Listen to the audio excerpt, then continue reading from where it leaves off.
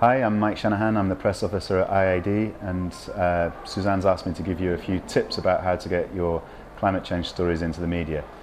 Firstly, you have to know the media. You have to know what kind of stories the media outlet produces, and when you're contacting a journalist, you have to know exactly what it is that they report on. So there's no point sending a story about forests to a journalist who works on purely energy issues.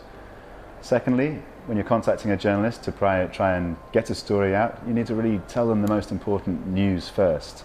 Don't bury your important piece of information at the bottom of an email or at the last moment in a 5-minute telephone conversation. Journalists are really busy. They have very little amounts of time to really listen to you, to listen to stories.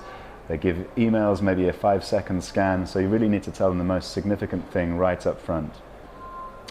Your pitch to journalists needs to answer a few questions. It needs to say who, what, why, when, where and how, but most importantly, has to answer the question, so what? Why is this important? Why does it matter? And why does it matter for the people who consume that journalist's work, whether they're listeners to a radio program or people who read a newspaper? Something else you can do and should do is really help the journalist to do their job, so provide as much possible extra information as you can. If you're telling a story that requires you to talk about some science or some new research, then make sure that they've got the full paper, the data. Maybe you can provide some infographic material or some photographs. Something else you should always do is make sure that you can give the journalist access to experts that they can talk to for interviews. And these can be yourself, your colleagues, the communities that you're working with. The journalist needs access to these people so they can get real, new, independent and original quotes for their stories and an opportunity to talk to them to get new ideas about how to cover these things. Those are just a few ideas. There are many, many more.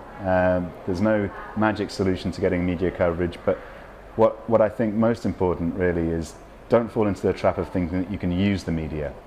The media is there for a specific purpose, and often it's to sell newspapers. It's often because they're private companies. They're not there waiting around for your stories. They're not there to do you a favor. They're there to sell newspapers.